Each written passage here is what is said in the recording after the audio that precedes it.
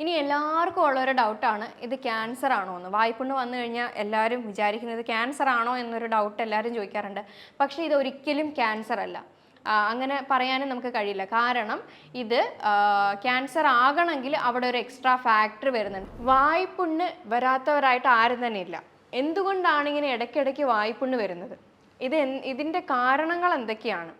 ഇത് വന്നു കഴിഞ്ഞാൽ എങ്ങനെ മാറ്റാൻ പറ്റും, നമുക്കിതെങ്ങനെ വരാതെ നോക്കാം എന്നുള്ള കാര്യങ്ങളാണ് നമുക്കിന്ന് നോക്കാൻ പോകുന്നത്.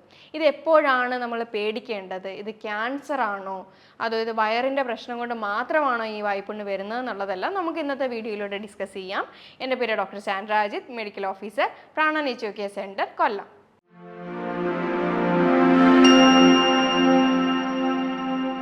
വായ്പുണ്ണ് ജീവിതത്തിൽ ഒരിക്കലെങ്കിലും വരാത്തവരായിട്ട് ആരും തന്നെ ഇല്ല. ഇത് ഒരിക്കലും വന്നു കഴിഞ്ഞാൽ ഇതിപ്പോൾ വായുടെ ഏത് ഭാഗത്ത് വേണമെങ്കിലും വരാം. ഒന്നുകിൽ ചുണ്ടിൻ്റെ അകത്തോ അല്ലെങ്കിൽ കവിളിൻ്റെ ഭാഗത്തോ അങ്ങനെ എവിടെ വേണമെങ്കിലും വരാം. ഇത് വന്നു കഴിഞ്ഞാൽ ഭക്ഷണം പോലും കഴിക്കാൻ പറ്റത്തില്ല. ചില ആളുകൾക്ക് ഇത് അസഹനീയമായ വേദനയായിരിക്കും ഉണ്ടാവുക. സ്പൈസി ആയിട്ടുള്ളത്, ഉപ്പടങ്ങിയ അധികം ഭക്ഷണങ്ങളും കാര്യങ്ങളും ഒക്കെ ഉള്ളിലേക്ക് ചെല്ലുമ്പോഴത്തേക്ക് ഭയങ്കര ഇറിറ്റേഷൻ ആയിരിക്കും. ചില ആളുകൾക്ക് ഇത് സംസാരിക്കാൻ ബുദ്ധിമുട്ടുകൾ ഉണ്ടാക്കുന്നുണ്ട്. അപ്പോൾ പലതരത്തിലാണ് ആളുകൾക്ക് ഇത് ബുദ്ധിമുട്ടുണ്ടാക്കുന്നത്.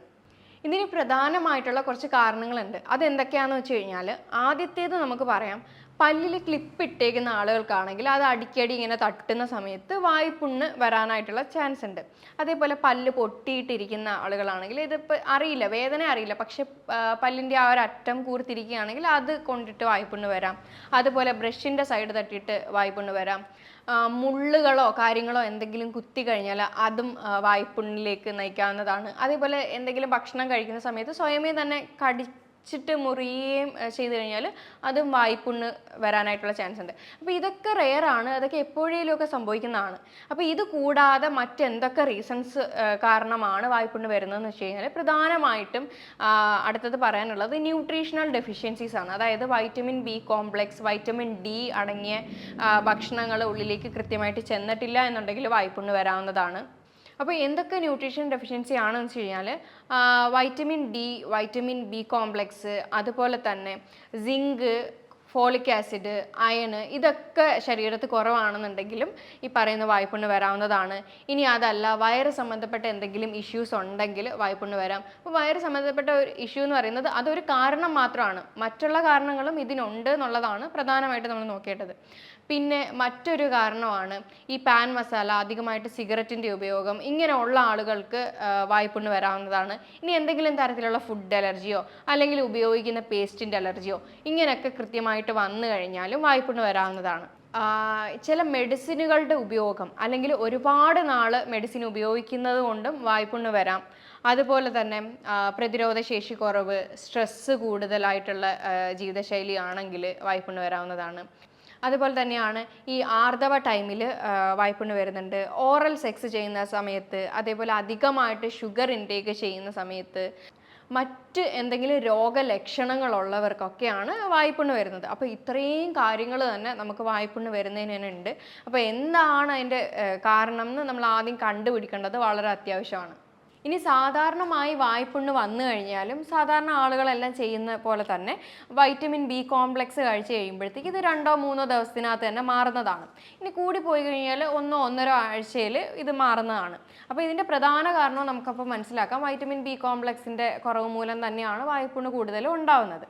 ഇനി എപ്പോഴാണ് വായ്പുണ്ണ് വരുമ്പോൾ ശ്രദ്ധിക്കേണ്ടതെന്ന് വെച്ച് കഴിഞ്ഞാൽ, പ്രധാനമായിട്ടും ഈ വായ്പുണ്ണിൻ്റെ സൈസ് കൂടി വരുന്നുണ്ടോ നോക്കുക. അത് 1 സെൻറ്റിമീറ്ററിന് മേലെയായിട്ട് സൈസ് കൂടി വരുന്നുണ്ടോ, അതുപോലെ തന്നെ അത് 2 ആഴ്ച കൂടുതൽ നിൽക്കുന്നുണ്ടെങ്കിൽ, അതിനൊരു കളർ ചേഞ്ച് വരിക, അല്ലെങ്കിൽ അസഹനീയമായിട്ടുള്ള വേദന, എന്തെങ്കിലും തരത്തിലുള്ള ദ്രാവകം അല്ലെങ്കിൽ ബ്ലീഡിങ് ആയിട്ട് വരിക, നാവ് ചലിപ്പിക്കാൻ ബുദ്ധിമുട്ട് വരിക, താടി ചലിപ്പിക്കാൻ ബുദ്ധിമുട്ട് വരിക, അതേപോലെ ഭക്ഷണം കഴിക്കാനോ ഇറക്കാനോ അസഹനീയമായ ബുദ്ധിമുട്ടോ വേദനകളോ ഒക്കെ വന്നു കഴിഞ്ഞാൽ ഉറപ്പായിട്ടും ഒരു ഡോക്ടറിനെ കൺസൾട്ട് ചെയ്യേണ്ടത് അത്യാവശ്യമാണ്. ഇതങ്ങനെ വരും എന്നല്ല പറയുന്നത്, അതുകൊണ്ട് ഇത് റെയറാണ്. പക്ഷേ ഇങ്ങനെ എന്തെങ്കിലും ഉണ്ടെങ്കിൽ ഉറപ്പായിട്ടും ഡോക്ടറിനെ കാണുന്നത് നമുക്ക് ഹെൽപ്പ് ചെയ്യും.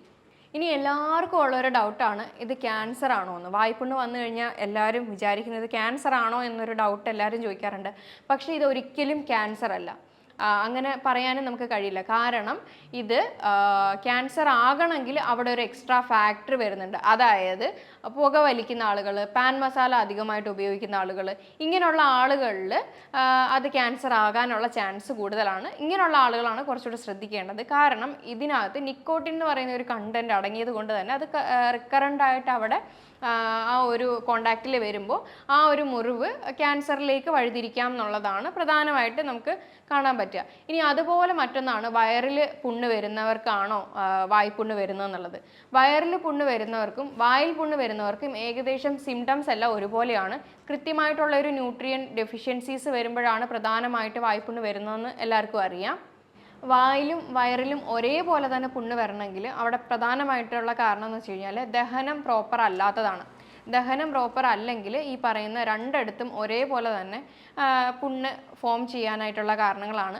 അതുപോലെ തന്നെ കൃത്യമായിട്ടുള്ള ഒരു ബാക്ടീരിയൽ അളവ് കുടലിലില്ലാത്തതും ഈ പറയുന്ന ദഹന പ്രശ്നങ്ങൾക്ക് കാരണമാകുന്നുണ്ട്. അതുകൊണ്ട് തന്നെ നല്ല ബാക്ടീരിയ സപ്ലൈ ചെയ്യുന്നത് ഇതിന് ഏറ്റവും നല്ലതാണ്. അതായത് ഒരുപാട് ബാക്ടീരിയൽ അളവ് അധികമായാലും അല്ല എന്നുണ്ടെങ്കിൽ ഒരുപാട് അത് കുറവാണെന്നുണ്ടെങ്കിലും ഈ പറയുന്ന പ്രശ്നങ്ങൾ വരുന്നുണ്ട്.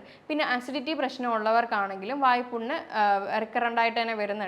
കാരണം അത് ഉള്ളിലേക്ക് ഇങ്ങനെ പെട്ടെന്ന് തികട്ടി കയറുമ്പോഴത്തേക്കും അവിടെ ഒരു മുറിവാവാനും കാരണമാകുന്നുണ്ട്. അതേപോലെ പല്ലിനകത്തും പ്രശ്നം വരാനും വായിൽ റിക്കറൻ്റായിട്ട് പുണ്ണ് വരാനായിട്ടും കാരണമാകുന്നുണ്ട്. അതുപോലെ തന്നെയാണ് ചില ഭക്ഷണങ്ങൾ കഴിച്ചാലും വായ്പുണ്ണ് വരും. അതേപോലെ തന്നെയാണ് വയറിനും ബുദ്ധിമുട്ട് വരാറുണ്ട്. പിന്നെ മെയിനായിട്ട് ഒരു സിൻഡ്രോമാണ് ലീക്കി ഗട്ട് സിൻഡ്രോം. അതായത് ശരീരത്തേക്ക് ടോക്സിൻസ് അറിയാതെ ആ ഒരു ഗട്ടിൽ നിന്ന് ടോക്സിൻസ് റിലീസ് ആവുന്നതാണ്. അതിപ്പോൾ ബ്ലഡിലേക്ക് വന്നിട്ട് പല ഇൻഫെക്ഷൻസും കാര്യങ്ങളും ഉണ്ടാക്കാറുണ്ട്. അപ്പോൾ അത് ഗട്ട് സംബന്ധപരമായിട്ടുള്ള ഇഷ്യൂസും അതേപോലെ വായിലും പുണ്ണ് വരാറുണ്ട്. ഇത് തന്നെ ഒരുപാട് സ്കിൻ റാഷസും മറ്റുള്ള സോറിയാസിസ് കണ്ടീഷനും ഒക്കെ തന്നെയും ഈ പറയുന്ന ലീക്കി ഗട്ട് സിൻഡ്രോം തന്നെയാണ് ഉണ്ടാക്കുന്നത്. ഇനി ഇതെങ്ങനെയാണ് നമുക്ക് അവോയ്ഡ് ചെയ്യാൻ പറ്റുക? അതായത് വായ്പുണ്ണ് വരാതിരിക്കാൻ നമുക്ക് മാക്സിമം ചെയ്യാൻ പറ്റുന്ന കുറച്ച് കാര്യങ്ങൾ എന്തൊക്കെയാണെന്ന് വെച്ച് കഴിഞ്ഞാൽ സ്മോക്കിങ്, മറ്റുള്ള എന്തെങ്കിലും പാൻ മസാല ഉപയോഗമൊക്കെ ഉള്ളവരാണെങ്കിൽ അത് ക്വിറ്റ് ചെയ്യാൻ നോക്കുക. മറ്റുള്ള ജീവിതശൈലി രോഗങ്ങളോ കാര്യങ്ങളോ ഒക്കെ ഉണ്ടെങ്കിൽ അതൊക്കെ ഒന്ന് മെയിൻറ്റെയിൻ ചെയ്ത് കൊണ്ടുപോകാനായിട്ട് നോക്കുക. അതുപോലെ തന്നെ അസിഡിറ്റിയുടെ പ്രശ്നം ഉണ്ടെങ്കിൽ അത് മെയിൻറ്റെയിൻ ചെയ്യുക. എന്തെങ്കിലും തരത്തിലുള്ള ഫുഡ് ഇങ്ങനെ റിക്കറൻ്റായിട്ട് കോസ് ചെയ്യുന്നുണ്ടെങ്കിൽ അത് മാക്സിമം ഒന്ന് അവോയ്ഡ് ചെയ്യാൻ നോക്കുക. അതുപോലെ തന്നെ പ്രധാനമായിട്ടുള്ള കാര്യമാണ് പേസ്റ്റിനകത്ത് സോഡിയം ലോറൈൽ സൾഫേറ്റ് എന്ന് പറയുന്ന ഒരു കണ്ടൻറ്റ് ഇല്ലാത്ത പേസ്റ്റ് വേണം തിരഞ്ഞെടുക്കാൻ വേണ്ടിയിട്ട്. അത് റിക്കറൻ്റായിട്ട് ചിലപ്പോൾ അങ്ങനത്തെ ആ ഒരു കണ്ടൻറ്റ് പേസ്റ്റിനകത്ത് ഉണ്ടെങ്കിലും വായ്പുണ്ണ് വരാനായിട്ടുള്ള കാര്യങ്ങളാണ്. അതേപോലെ വായ്പുണ്ണ് റിക്കറൻ്റായിട്ട് വരുന്നുണ്ടെങ്കിൽ അവരുടെ പേസ്റ്റും കൂടെ ഒന്ന് ചേഞ്ച് ചെയ്യുന്നത് നല്ലതായിരിക്കും. അപ്പോൾ ഈ ഒരു കണ്ടന്റ് ഉള്ളത് മാക്സിമം ഒന്ന് അവോയ്ഡ് ചെയ്യാനായിട്ട് നോക്കുക. അതുപോലെ തന്നെ മെയിനായിട്ട് ഇമ്പോർട്ടൻ്റ് ആയിട്ടുള്ള കാര്യമാണ് ഓറൽ ഹൈജീൻ മെയിൻറ്റെയിൻ ചെയ്യുക എന്നുള്ളത്. രാവിലെയും രാത്രിയും കൃത്യമായിട്ട് അളവിൽ ബ്രഷ് ചെയ്യാനും അത് കൃത്യമായിട്ട് കൊണ്ട് നടക്കുന്നതും അത് ഇമ്പോർട്ടൻ്റ് ആയിട്ടുള്ള കാര്യം തന്നെയാണ്. സ്ട്രെസ്സും ടെൻഷനും കാര്യങ്ങളൊക്കെ തന്നെയും മെയിൻറ്റെയിൻ ചെയ്യുക. പിന്നെ ഇത് ട്രിഗർ ചെയ്യുന്ന ഫാക്ടേഴ്സും കാര്യങ്ങളൊക്കെ മാക്സിമം അവോയ്ഡ് ചെയ്യുക. പിന്നെ പല്ലിൽ കമ്പി ഇട്ടിരിക്കുന്നുണ്ട് അല്ലെങ്കിലും അത് തട്ടി മുറിയുന്നതാണ്, അല്ലെങ്കിൽ പല്ല് തന്നെ തട്ടി മുറിയുന്നതാണ്, എന്തെങ്കിലും മുള്ളു കുത്തുന്നതാണ്, അതൊക്കെ ആക്സിഡൻ്റ് ആയിട്ട് സംഭവിക്കുന്നതാണ്. നമുക്കത് മാക്സിമം ഒന്ന് ശ്രദ്ധിച്ച് തന്നെ കാര്യങ്ങൾ മുന്നോട്ട് കൊണ്ടുപോയിട്ടുണ്ടെങ്കിൽ നമുക്ക് അങ്ങനെ വരുന്നത് നമുക്ക് അവോയ്ഡ് ചെയ്യാനായിട്ട് കഴിയുന്നതാണ്. പിന്നെ നമുക്ക് ചെയ്യാൻ പറ്റുന്ന കാര്യങ്ങൾ എന്താണെന്ന് വെച്ച് കഴിഞ്ഞാൽ ദഹനം പ്രോപ്പർ ആക്കുക എന്നുള്ളതാണ്. ദഹനം പ്രോപ്പർ ആക്കിയാൽ മാത്രമാണ് നമ്മുടെ ശരീരത്തേക്കുള്ള വൈറ്റമിൻസ് ആയിക്കോട്ടെ ന്യൂട്രിയൻസ് ആയിക്കോട്ടെ എന്തായാലും ശരീരത്തേക്ക് എടുക്കണം എന്നുണ്ടെങ്കിൽ ദഹനം ഡൈജഷൻ പ്രോപ്പർ ആവേണ്ടത് വളരെ അത്യാവശ്യമാണ്. അപ്പോൾ അതും കൂടെ നമ്മൾ ശ്രദ്ധിക്കണം. എന്നാൽ മാത്രമേ നമ്മുടെ ശരീരത്തേക്ക് വേണ്ടുന്ന വൈറ്റമിൻസും മിനറൽസും ഒക്കെ ഒരേപോലെ തന്നെ കിട്ടത്തുള്ളൂ. ഇനി നമുക്കിത് വന്നു കഴിഞ്ഞാൽ എന്തൊക്കെ ചെയ്യണം എന്ന് വെച്ച് കഴിഞ്ഞാൽ പ്രധാനമായിട്ട് ആദ്യം ചെയ്യാൻ പറ്റുന്നതെന്ന് വെച്ചാൽ ഉപ്പിട്ട് ഇളംചൂട് വെള്ളം കവിൾ കൊള്ളുന്നത് നല്ലതാണ്. അതേപോലെ ആപ്പിൾ സിഡർ വിനെഗർ ഒരു ഗ്ലാസ് വെള്ളത്തിനകത്ത് ഒരു സ്പൂൺ ഒഴിച്ച് അതും കവിൾ കൊള്ളുന്നത് നല്ലതാണ്. തേന് കഴിക്കുന്നത് നല്ലതാണ്. അതുപോലെ തന്നെ അത് പുരട്ടുന്നത് നല്ലതാണ്. അതും വായിൽ വെള്ളം വെച്ചിട്ട് കവിൾ കൊള്ളുന്നത് നല്ലതാണ്. അതുപോലെ തന്നെ കോക്കനട്ട് ഓയിലും ആ ഒരു അഫക്റ്റഡ് ആയിട്ടുള്ള പാർട്ടിൽ അപ്ലൈ ചെയ്യുന്നത് നല്ലതാണ്. പുളിച്ച മോരും വായിൽ കവിൾക്കൊള്ളുന്നത് നല്ലതാണ്. ഇനി മല്ലിയില ഇട്ട് തിളപ്പിച്ച വെള്ളത്തിനകത്ത് മഞ്ഞളും കൂടെ ആഡ് ചെയ്തിട്ട് അതും കവിൾക്കൊള്ളുന്നത് നല്ലതാണ്. തൈര്, മോര് ഇതൊക്കെ തന്നെ നല്ലതാണ്. അതേപോലെ അലോവേറയും ഹണിയും കൂടെ മിക്സ് ചെയ്തിട്ട് ഇത് കഴിക്കാം. അത് അവിടുത്തെ പുണ്ണുകൾ ഉണക്കാനായാലും ദഹനം പ്രോപ്പർ ആക്കാനായാലും ഒരേപോലെ ഹെൽപ്പ് ചെയ്യുന്ന ഒന്നാണ്. അതേപോലെ മറ്റൊന്നാണ് മഞ്ഞൾപ്പൊടിയും ഉപ്പും കൂടി ഇട്ട് വെള്ളത്തിൽ അതും കവിൾ കൊള്ളുന്നത് നല്ലതാണ്. പേരയില തിളപ്പിച്ച വെള്ളവും കവിൾക്കൊള്ളുന്നത് നല്ലതാണ്.